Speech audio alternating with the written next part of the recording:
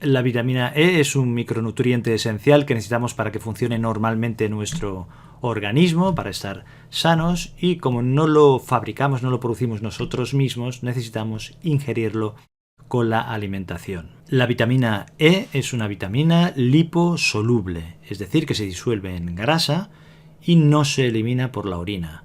Las otras vitaminas liposolubles son la vitamina A, la D y la K. O sea que forma parte de este grupo de vitaminas y es famosa por su efecto antioxidante. En realidad la vitamina E se puede dividir en dos grupos de moléculas diferentes, que son los tocoferoles y los tocotrienoles, y a su vez estos grupos de moléculas se pueden dividir en 4 tipos cada una, que serían los vitámeros alfa, beta, gamma y delta.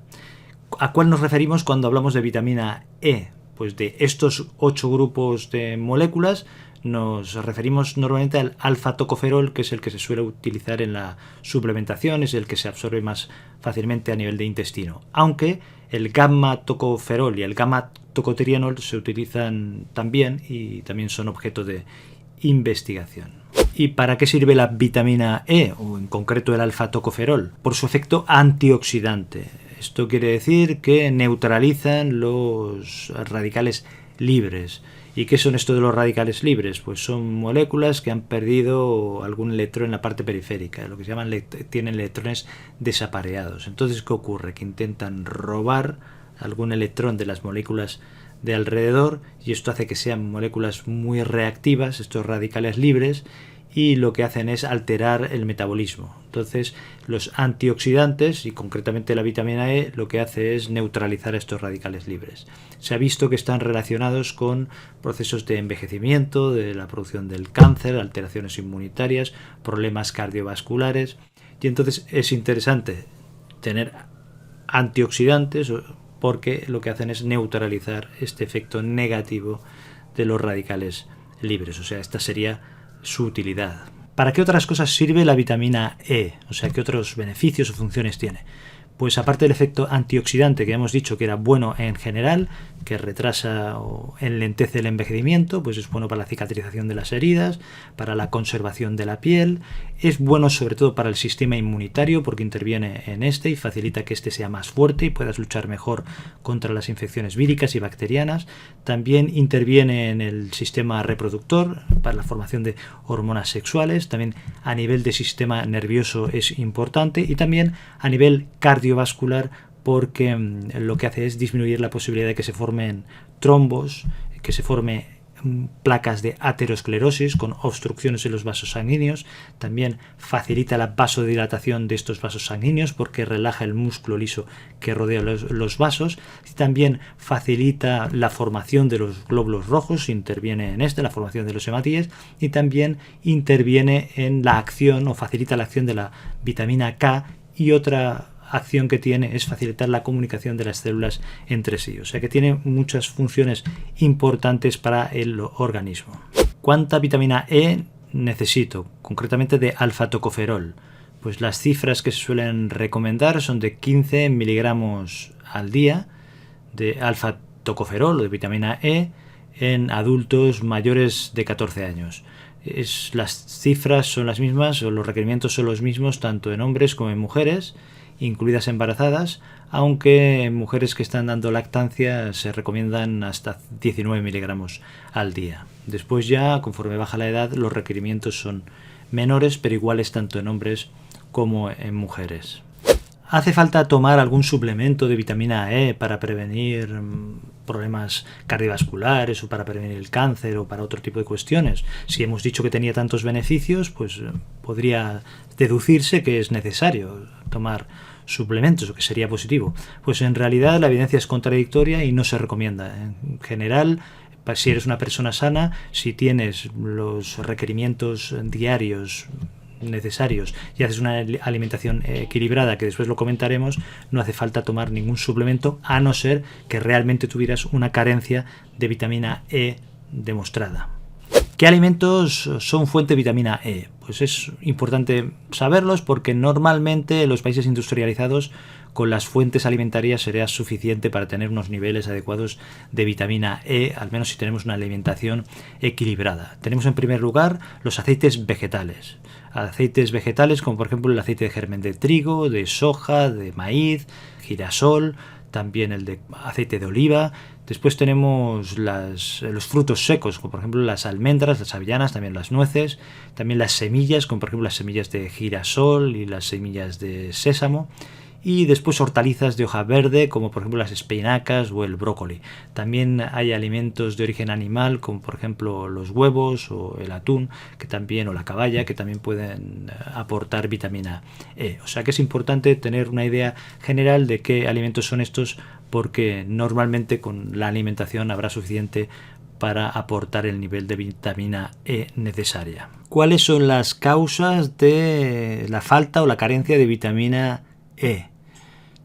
Puede ser por una falta de ingesta, eso podría ser.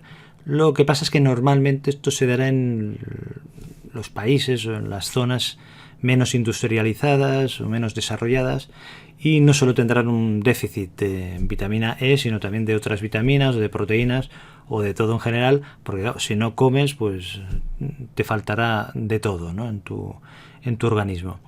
Ahora bien, en países industrializados también podría ser por un déficit alimentario, porque a veces puede ser que se hagan dietas extremas o dietas extrañas, y esto puede dar lugar a algún déficit de este tipo, como el de la vitamina E. Por ejemplo, en dietas muy bajas en grasas, porque normalmente necesitarás una pequeña cantidad de grasas para poder absorber la vitamina E, que ya hemos dicho que era liposoluble. Entonces habrá que tener en cuenta esto. Incluso si haces una suplementación, lo mejor es tomar la comida, porque habrá una pequeña cantidad de grasa y esto favorece la absorción. O sea que un problema puede ser la falta de ingesta. Pero otro problema, que sería el más frecuente en países no industrializados, sería la mala absorción, es decir, que no se absorban las grasas a nivel del intestino por algún tipo de problema. Puede ser por un problema inflamatorio intestinal, como por ejemplo la enfermedad de Crohn, puede ser por un problema pancreático, por un problema hepatobiliar, o por un problema, por ejemplo, la fibrosis quística de páncreas, que todos estos problemas pueden dar lugar a dificultades en la absorción por un problema en el mismo intestino o por un problema en la producción de enzimas que digieran los alimentos, ¿no? O sea que esto habrá que tenerlo en cuenta. Y esto dará síntomas, pero no solo síntomas por el déficit de vitamina E, sino también los síntomas propios de la enfermedad de que estemos hablando. Después ya hay enfermedades más raras, como por ejemplo la beta-lipoproteinemia y otras enfermedades que afectan a receptores o afectan a cuestiones metabólicas. Y también hay que tener en cuenta que puede afectar a los recién nacidos prematuros, porque la absorción a través de la placenta de la vitamina E está disminuida, y entonces especialmente en prematuros puede haber problemas con la vitamina E. ¿Qué síntomas puede dar la falta o la carencia de vitamina E? En los adultos no suele dar sintomatología porque tienen amplios depósitos de vitamina E en la grasa, y la sintomatología que habrá será la que se deba a la enfermedad de base que haya causado este déficit de vitamina E. O sea, si hemos dicho que la mala absorción podía causar esta carencia de vitamina E, pues la sintomatología será la de la enfermedad de Crohn, una pancreatitis o una enfermedad del hígado o de las vías biliares, en fin. Esto será lo que veremos. En el caso de los niños sí que puede dar una sintomatología directamente la carencia de la vitamina E. Normalmente será en forma de anemias hemolíticas. Hemolíticas quiere decir porque se rompen los glóbulos rojos, los hematíes, porque está frágil su membrana debido a la carencia de vitamina E, y también una afectación neurológica. puede haber también retinopatías, es decir, dentro del ojo, la parte interior, la retina que se afecte, sobre todo en prematuros. En prematuros también puede dar lugar a hemorragias incluso intraventriculares, es decir, dentro del cerebro, aparte del tema de las anemias, y en general en niños el retraso del crecimiento. Los síntomas neurológicos pueden ser ataxia, por ejemplo, que es una falta de coordinación de movimientos, sobre todo al saltar, un defecto en los reflejos, una ralentización, puede dar una ptosis palpebral, es decir, que los párpados se caigan, una disartria, es decir, una dificultad de articular la palabra, al hablar. En fin, puede dar síntomas neurológicos en general. La solución será el tratamiento con suplementos. ¿Cómo sabes si tienes la vitamina E baja o cómo se diagnostica un déficit o una carencia de vitamina E?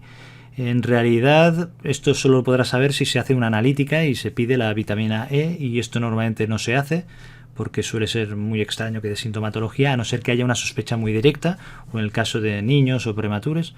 Entonces, la concentración de vitamina E menor a 5 microgramos mililitro en sangre pues hace sospechar que puede haber una carencia de vitamina E, pero normalmente se mira también la proporción entre vitamina E y el número de lípidos totales, porque el nivel de vitamina E se afecta por la proporción de lípidos en sangre. Entonces, si esta es menor a 0,8 gramos por gramo de lípidos, entonces se considera que podría haber una carencia.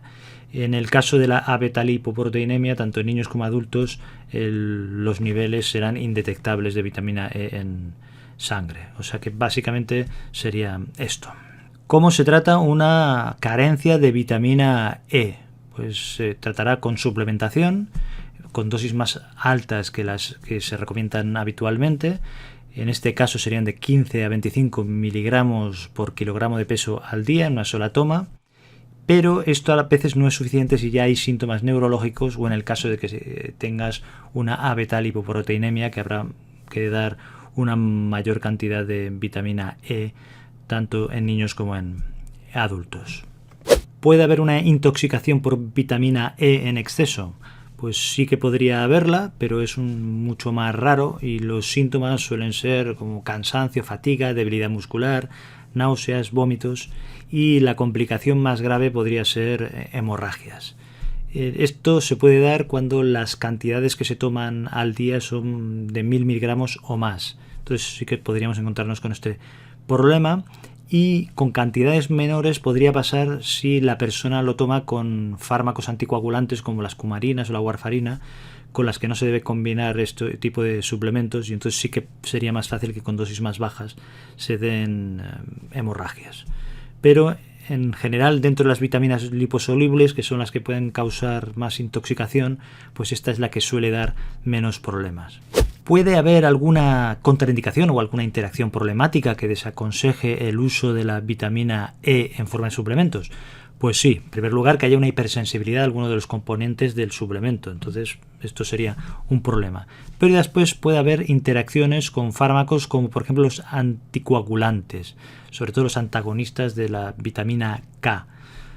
Por ejemplo, los cumarínicos, estarían el acenocumarol o la warfarina, que son Sintron y el Altocumar, que estos lo que podrían hacer es potenciar, junto con la vitamina E, con el suplemento, la producción de hemorragias. Ya hemos dicho antes que la vitamina E inhibía la adherencia plaquetar y además intervenía también en la formación de la vitamina K y de sus efectos, ¿no? Entonces hay una interacción que puede potenciar, sobre todo si ya las dosis de vitamina E son altas, pueden interaccionar con estos anticoagulantes y causar con más facilidad hemorragias. Y después también se ha visto interacciones con la simvastatina. Lo que ocurre aquí es que hay personas que toman antioxidantes, como por ejemplo la vitamina E, junto con otros antioxidantes, como por ejemplo la vitamina C y otros, y el problema es que a veces lo que hacen es mitigar o disminuir la elevación de la HDL, y entonces disminuye una de las acciones positivas de la simvastatina o de las estatinas. Entonces esto podría ser problemático. Y después también, cuando la persona está en quimioterapia o en radioterapia por algún tipo de cáncer, La vitamina E, al tener un efecto antioxidante, lo que hará es disminuir el efecto oxidante de estos procedimientos quimioterápicos y radioterápicos contra las células tumorales o cancerosas. Y entonces esto sería negativo y por eso hay que consultar. Entonces lo más recomendable es simplemente hacer una dieta equilibrada y normal, y en el caso de que te plantees tomar algún tipo de suplemento de este tipo, lo mejor sería consultar, sobre todo si tienes algún tipo de patología de base que pueda ser problemática. Te dejo aquí otros vídeos que te puedan interesar. Eso es todo. Muchas gracias, cuídate y hasta el próximo vídeo.